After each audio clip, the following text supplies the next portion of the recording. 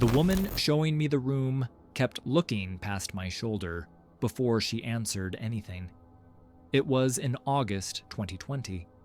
I was trying to move closer to the University of Wisconsin campus before fall classes started, and I found a cheap room in a narrow 2-story house south of Regent Street. The listing looked normal. Small bedroom, shared kitchen, 1 bathroom, month-to-month lease. The person messaging me used the name Mark. He said the current tenant, Lena, would show me around because he was out of town. Lena was waiting on the porch when I arrived. She looked about 22, with dark hair tied back, a gray UW sweatshirt, and a disposable mask. There was a man in the front yard beside an old blue Ford sedan. The trunk was open. He wore khaki shorts and a red polo shirt, but he wasn't loading anything. He was just standing there with one hand on the trunk lid. Lena noticed me looking. "That's Mark," she said. It confused me because Mark was supposed to be out of town, but I figured his plans had changed. I didn't ask. Inside, the house smelled like lemon cleaner over old cooking oil. A box fan rattled in the living room window. The furniture was typical student house stuff, a sagging couch and a coffee table made from milk crates and a board. "The room's upstairs," Lena said. She spoke quietly, almost under her breath. As we climbed, I asked how many people lived there. She glanced through the stairwell window toward the yard.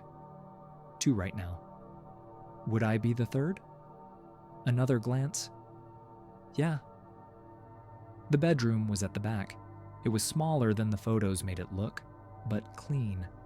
There was a twin bed, a white dresser, and a desk facing the alley. The window unit made a wet clicking sound every few seconds. I asked if the furniture stayed. Lena looked toward the hallway. "I think so." "You think?" "Mark handles that." Her hands were shaking. She kept pinching the cuff of her sweatshirt between 2 fingers. I assumed she was nervous about strangers coming through during the pandemic.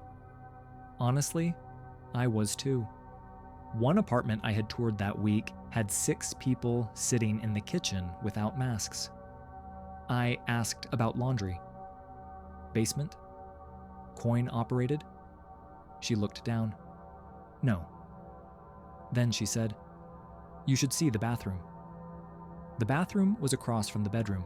It was narrow, with a tub at the far end and a cabinet under the sink. A towel had been pushed against the bottom of the door. The room smelled strongly of bleach. Lena turned on the faucet.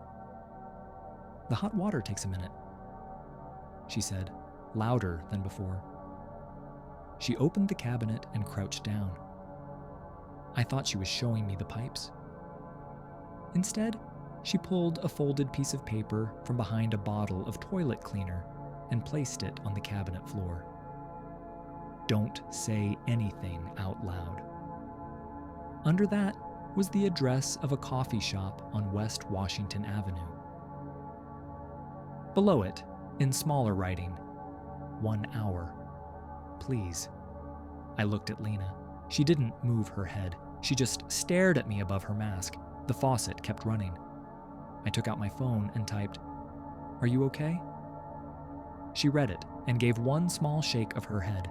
Then footsteps crossed the first floor. Not outside. Inside the house. Lena stood so quickly she hit her knee on the cabinet. She shoved the note behind the cleaner and turned off the faucet. A man's voice called from downstairs. "Lena? Up here?" She answered. The man from the yard came up the stairs.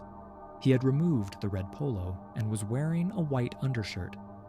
That bothered me more than it should have. It made it seem like he had been inside changing clothes while pretending to be busy at the car.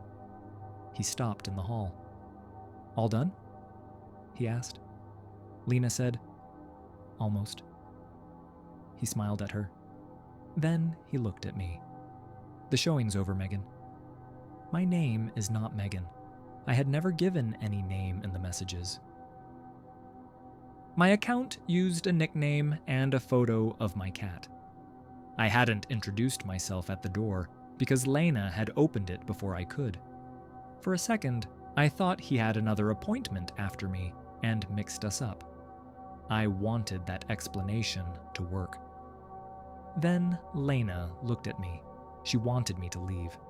I said, "Okay, thanks for your time." Mark stepped aside, but barely. Up close, I could smell cigarette smoke on his undershirt. A ring of keys was clipped to his belt. As I passed him, he said, "You parked on Milton, right?" I had parked on Milton Street. The listing did not mention parking. I had approached from the other side of the block, so he could not have seen my car from the yard unless he had watched me before I reached the house. I kept my voice normal. "Yeah." He followed me downstairs. Lena stayed above us. At the front door, Mark put one hand against the frame over my shoulder. He wasn't quite blocking me, but I would have had to push past his arm if he decided not to move. "Application fee is $50, he said. "Cash is easier." "I'll fill it out online." "No online application." "Then I'll think about it." His smile disappeared. Upstairs, the bathroom faucet started running again. Mark looked toward the stairs. I opened the door and stepped onto the porch. I walked to the sidewalk without hurrying. At the corner, I glanced back. He was still in the doorway. The Ford's trunk was closed. Lena stood in the upstairs window. She raised one hand toward the glass, then dropped it when Mark turned his head. I got into my car and locked the doors. I drove 3 blocks and pulled into the lot of a closed dental office. After checking that the Ford wasn't behind me, I called a friend. I sent her screenshots of the listing and the house address. The coffee shop on West Washington was doing takeout only. 2 metal tables sat outside. I bought an iced coffee I didn't want and took the seat facing the street. 1 hour passed. Then 20 more minutes. Lena never came. I messaged the number from the listing. "Thanks for coming by," Mark replied. "Room has been taken." I asked if Lena was okay. The typing dots appeared, vanished, then appeared again. "Who is Lena?" I called the police non-emergency number. I explained the note, the key, the fake name, and the meeting place. The dispatcher took the address and said officers would check the property. She wouldn't tell me what happened after that because I wasn't a resident and no crime against me had been reported. The next morning, the room was listed again. Same price, same photos. The only new picture showed a young woman beside the sagging couch, smiling and holding a handwritten sign that said, "Hi, I'm Rachel. I'll be your roommate." It wasn't Lena. I saved everything and found the property owner's name through the city assessor's website. After a few calls, I reached his sister, who managed a hardware store outside Madison. She told me the real owner had been staying with family in Denmark since March. He had not authorized anyone named Mark to rent the room. He did not use that website. The house was supposed to be empty. I sent her the screenshots.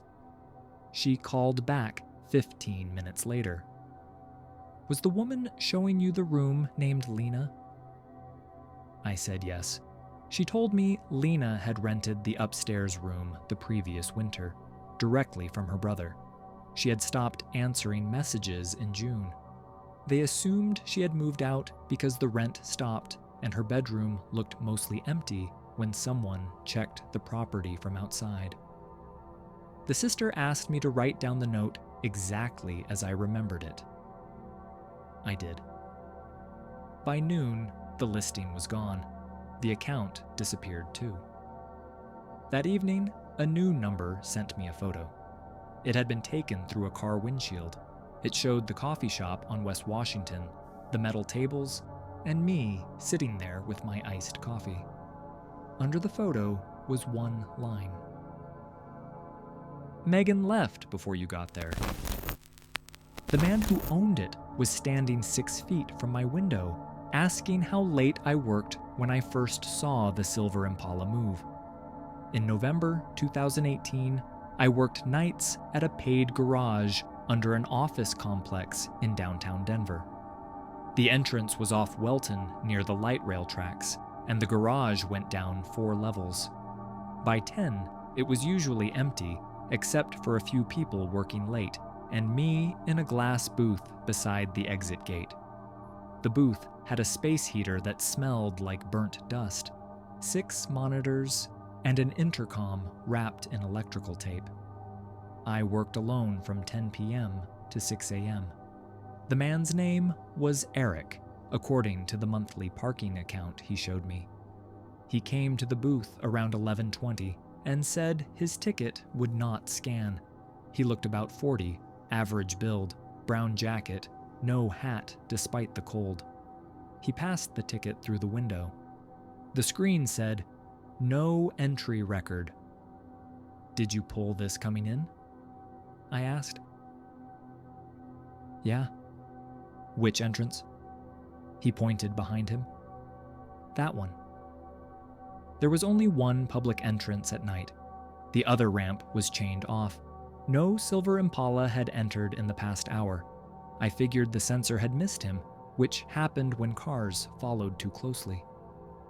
"What level are you on?" "P2, I think." I printed a replacement ticket and asked for the plate. He gave it right away. Colorado plate, silver Chevrolet Impala, around a 2012 model. Then he stayed. He asked if the elevators locked after midnight. Then he asked how late I worked. "Until the morning guy gets here." He smiled and looked past me at the monitors. Long night. On camera 3, the Impala was parked on P3. I checked the timestamp. 11:24. "You said P2, right?" Eric looked up as if trying to remember. "Maybe P3. These garages all look the same." That was believable. People mixed up the levels constantly. At 11:41, the Impala appeared on P4 beside a yellow column. Same bumper sticker. Same dark patch over the left taillight. I checked P3. The space was empty. No vehicle had crossed the ramp cameras, and neither gate had opened. On P3, the car sat there until 11:38. Then the video skipped. After the skip, the space was empty. On P4, the car appeared at 11:39. There was no clip of it entering the frame. I blamed the camera system. The feeds froze, timestamps drifted, and the recorder saved clips out of order. I had filed reports before. Eric moved closer. I could smell peppermint gum when he spoke. "You get breaks down here?" "Sort of." "Anybody cover you?" I looked at him. "Why?" He shrugged. "Seems rough being stuck in a box all night." I slid the window mostly shut and said I had paperwork.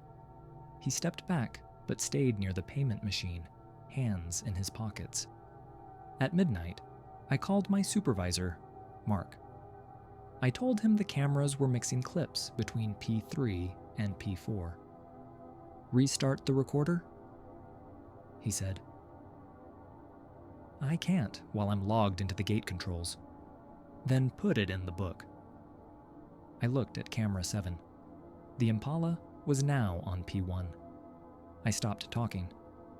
"What?" Mark asked. "Nothing. I'll log it." I hung up and checked the ramp feeds again. The car had changed levels about every 20 minutes, each time after a brief jump. Eric tapped the glass. I hit my knee under the desk. "Sorry," he said. "Restroom around here?" I pointed toward the elevator lobby. He looked that way, but did not leave. Need a key? No. He nodded. Good. At 12:18, the car appeared on P2. This camera looked down at the trunk. I rewound the clip and moved through it frame by frame. Empty space. A digital jump. The Impala. Then something moved along the bottom seam of the trunk lid. I thought it was a reflection. I zoomed in. The picture broke into gray blocks, but 4 pale shapes curled over the edge. Fingers. They stayed out for 2 seconds, then pulled back inside. I watched it again. Eric was leaning against the wall outside my booth, looking at his phone. I called the building security desk. Nobody answered. Luis, the night guard, did not answer his cell either. I hesitated to call 911 because of how it sounded. A car was jumping between cameras, and the system was unreliable. So I tested the feed.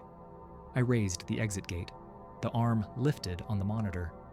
Then I waved at camera 1. 2 seconds later, I saw myself waving on screen. Live enough. Eric looked up. Everything okay? Gate test. He came back to the window. You seem nervous? I'm fine. Cold down here? He said it casually, but he was watching my hands. At 12:37, the Impala appeared on P3 again. The trunk was closed. I called 911 and spoke quietly. I said there might be someone trapped in a vehicle inside the garage. I gave the plate and described Eric. The dispatcher asked if the owner was present. He's outside my booth. Eric knocked once. I told her that too. She said officers were coming. Eric pointed at the exit gate. Can you open that? I thought your car was downstairs. It is? Then bring it up. My ticket works now. He held up the replacement ticket. You need the car at the gate. He stared at me. The friendly expression was gone. Open it first, he said. I locked the sliding window. The booth door had a deadbolt, but the glass panel beside it was thin. Eric walked around the booth and tried the handle. Once, then harder. Hey, he said. The machine ate my card. I did not answer. He knocked on the door. Open up. I switched the monitor to P3. The Impala was still there. The trunk lid lifted about an inch and dropped. Then the feed went black. Eric hit the door with his shoulder. The glass flexed. Beside the maintenance closet were 3 concrete parking stops and a contractor's dolly. I told Eric, police are coming. He did not look surprised. He turned and walked toward the lower levels. That scared me more than him hitting the door. I waited until he passed the first column, then ran out. The garage smelled like wet concrete and exhaust. I rolled 2 stops into the exit lane and dropped them before the gate. I added the 3rd behind them. A car could break the gate arm. It was not getting over those without wrecking the front end. Somewhere below me, an engine started. I left the dolly and ran for the fire stairs beside the elevators. The door alarm chirped when I pushed through. I came out in the lobby and used a side exit onto Welton. Snow grains blew along the sidewalk. Under the building, an engine revved. A horn stayed down for several seconds. The first patrol car arrived while I was crossing toward a closed coffee shop. Police cleared the garage level by level. They found the Impala on P4 at 1:06 a.m. It was locked and empty. The trunk was empty too. Eric was gone. The next morning, detectives found a false panel under the trunk liner. Inside were plastic zip ties, a digital recorder, and a printed staff schedule. My shifts were circled. The account name was fake. The plates came from a car in Aurora. A damaged service door on P2 opened into a utility corridor connected to the neighboring building. Police thought Eric had used it during the camera skips. They never explained how the car moved without appearing on the ramps. Maybe someone else drove it.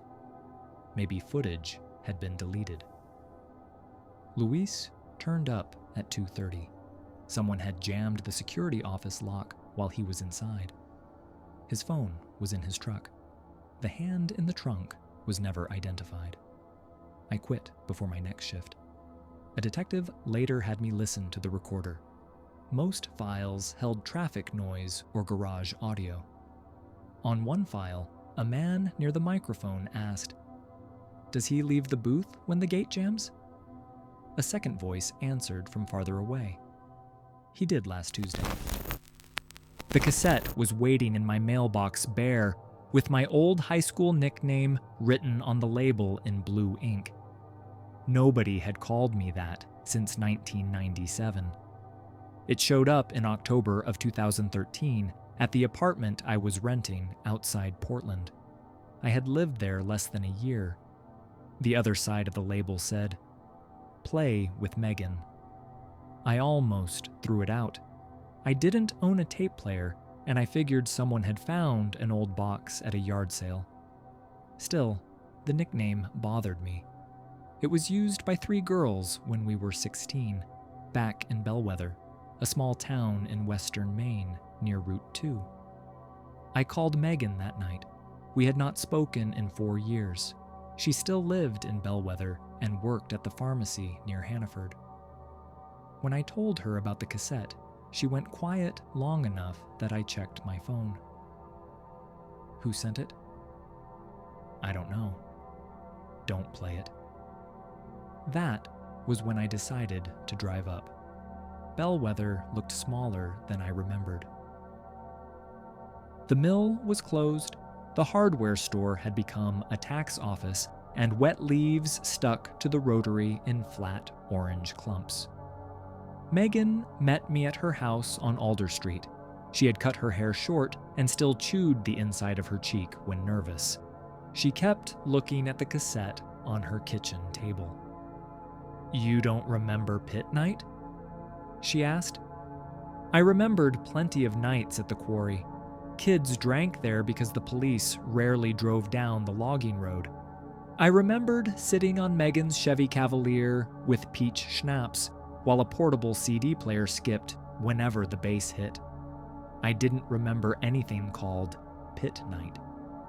Megan took a small Panasonic recorder from a drawer. She said her mother had kept it in a closet. The cassette clicked into place. For 20 seconds, there was only hiss. Then a car door slammed. Gravel shifted under someone's shoes. A girl said, "Turn that thing off." It was Megan's voice. Younger, but hers.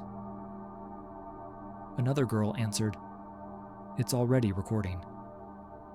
That voice was mine. Hearing myself at 16 made my stomach tighten. I had forgotten how high my voice was. On the tape, I sounded out of breath. Megan reached for the stop button. I moved the recorder away. There was wind, then a metallic scrape. One of us was crying quietly. My younger voice said, "We can't leave her down there." Megan said, "She's not down there." She fell. "No, she slipped. She can get up." Then a third voice came through, distant and muffled. "Please." Megan stood so fast her chair hit the wall. "This is fake." I asked who the third person was. She said she didn't know. I rewound the tape. The voice was hard to hear under the wind, but it was a teenage girl. Megan paced near the sink. She said software could copy voices. I reminded her the cassette looked old. The plastic had yellowed around the screws. The foam pad was crumbling. "Someone transferred it," she said. "Who?" She stared at me. We listened to the rest. On the tape, we argued about calling someone. I kept saying there was blood on a rock. Megan kept saying the girl had scared us first, that she had followed us. Then my voice said a name. Claire. I knew a Claire in high school. She was one grade below us and lived near the church on Mill Road. She wore army surplus jackets, even in warm weather. That was about all I remembered. I asked Megan what happened to her. Nothing. She moved. Where? New Hampshire, maybe. The tape ended with engine noise. Megan wanted to destroy it. I took it from her and said we should go to the quarry while there was daylight. She refused. I said I was going anyway. That changed her mind. The quarry was beyond an abandoned sand pit, 6 miles north of town. The road narrowed to muddy tracks between spruce trees. My tires slipped twice. Megan talked the whole way about people from school. It felt like she was trying to keep sound in the car. We reached the concrete barrier near 4. Someone? It felt like she was trying to keep sound in the car. We reached the concrete barrier near 4. Someone had painted a red crown on it. Fallen branches blocked the road, so we walked. The air smelled of wet pine and cold stone. Water dripped from the trees, though the rain had stopped. My jeans were soaked below the knees within minutes. The quarry opened through the brush, a wide bowl cut into gray rock. Water filled the bottom. Old beer cans and a broken lawn chair lay near the edge. Megan stopped. This isn't where we went. I remembered a narrow ledge on the east side, where we used to sit with our feet over a lower shelf. I remembered Claire standing behind us once, asking for a cigarette. Megan had told her to get lost. That memory arrived so clearly that I wondered why it had been missing. We followed a path around the rim. Near the ledge, someone had stacked rocks into a low pile against the wall. They were too evenly placed to be natural. We should go, Megan said. I moved the first stone. She grabbed my arm. Stop. What do you think is under there? Nothing. That answer made me keep digging. Under the rocks was a faded green backpack, crushed flat and damp around the edges. A summer camp patch was still sewn to the front pocket. It was mine. I had owned it in 10th grade. I remembered it hanging from a chair in my mother's kitchen. I had told her it was stolen from the locker room. Inside was a spiral notebook in a grocery bag and a silver Kodak film canister. The notebook was my school diary. I recognized the crooked block letters and homework notes in the margins. A full week in October 1997 had been torn out near the binding. The pages before it mentioned Claire. Claire followed us after lunch. Megan says Claire lies. Claire knows about the pit. The page after the missing week had one sentence. Megan says we stick to the same story. Megan read it over my shoulder. She backed away and said the diary proved nothing.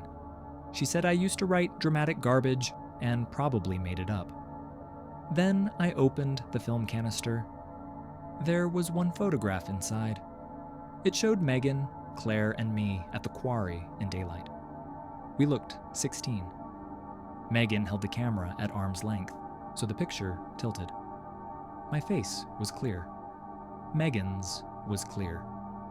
Claire's face had been crossed out with blue ink. The lines were pressed hard enough to cut the paper. Megan snatched the photo from me. I asked what she remembered. Give me the tape. I said no. She started crying, but she wasn't looking at me. She stared toward the water. Then she said, "You were the one who pushed her." I waited. A gust moved across the quarry, carrying the smell of pond water and old leaves. Somewhere below, a rock clicked against another rock. I asked if Claire had died. Megan shook her head. I saw her get up. I saw her climb out. Then why did we hide my bag? You hid it. She folded the picture and shoved it into her coat pocket. Before I could stop her, she ran toward the road. By the time I reached the car, she was gone. She had taken my keys from the front pocket of the backpack while I was reading. My phone had no signal. I walked to a gas station near Route 2 and got there after 8. Megan did not answer that night. Police found my car the next morning on an access road by the Androscoggin, 20 miles east of Bellwether. The driver's door was unlocked. Megan's coat was on the front seat. The quarry picture was gone. They searched the bank and the water. They asked what we had argued about. I told them most of it, but left out the cassette until an officer asked why an empty Panasonic recorder was on Megan's kitchen table. When I got back to my apartment 2 days later, the cassette was in my mailbox. Same blue writing, same chipped corner. I played it again. The voices were the same until the final minute after the engine noise should have ended. This time, there was more. I heard quarry water. I heard someone dragging rocks. Then Megan's teenage voice said, "When she comes back, tell her it was an accident."